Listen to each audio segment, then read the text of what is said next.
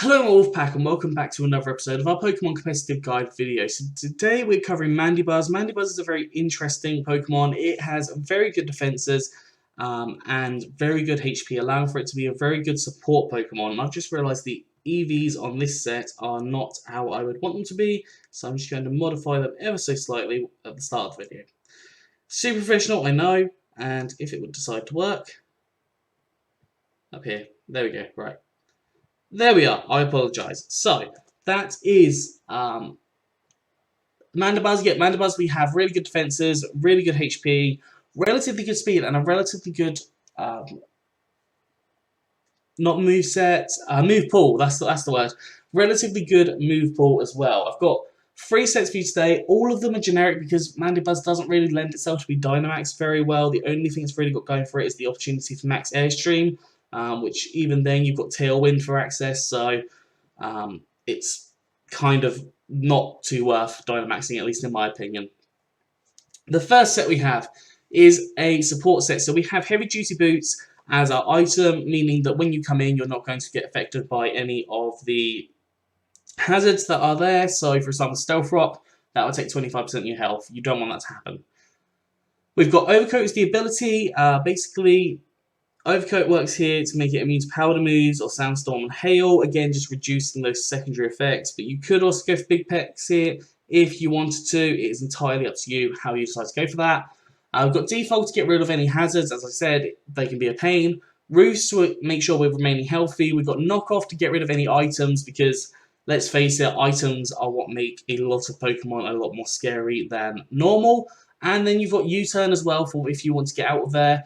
Because you're typically going to be a little bit slower than other Pokemon, if you U-turn out of there, you're likely going to have to take the hit first, so you can get a new Pokemon in fresh without having to take that hit, so it can be really helpful there.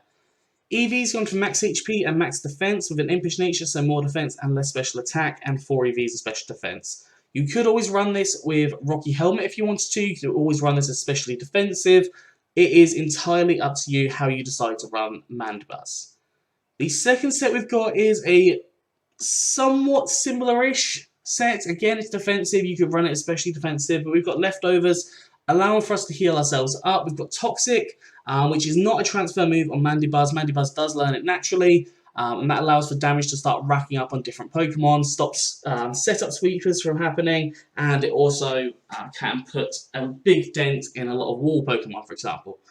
We've got Taunt to stop things from setting up because, as I said, setting up can be a huge problem.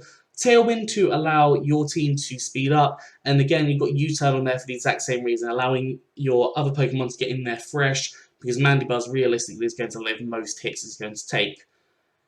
EV's gone for max HP and max defense with the impish nature again, more defense, less special attack, and 4 EVs and special defense. As I said, max special defense is an option as well. Again, you could run Heavy Duty Boots or Leftovers or Rocky Helmet or even a Citrus Berry on here. They're all viable options in this scenario.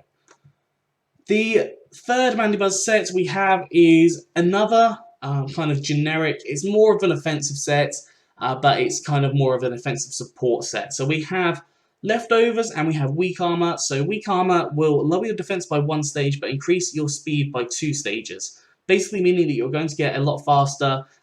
If your speed doubles, that takes you to almost 400, which means you're going to outspeed a variety of Pokemon. If that happens twice, you're going to be outspeeding everything, except for like a double Dragon Dance Dragapult, for example, I think. Even then, you might outspeed it, I'm not sure. But move-wise, I've gone for Foul Play. Foul Play pays attention to the attack stat of the opposing Pokemon. So if you have like an Excadrill or something and it's trying to Swords Dance, I've had that happen to me a couple of times. That Foul Play will just take out immediately.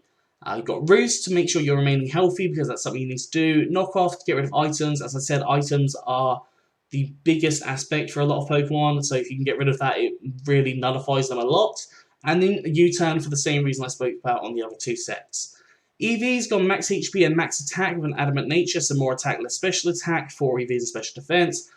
I'd recommend going for the HP here rather than the speed because you do want to make sure that you're actually living some hits, and once your speed is doubled anyways, you're going to be outspeeding almost anything, so you don't really have to be too concerned. That is all for Mandibuzz. I hope you've enjoyed this. If you have, please do like, subscribe, and comment. Let me know what you think down in the comment section below. Anyways, I'm out of here, so have a good one, and I'll see you soon.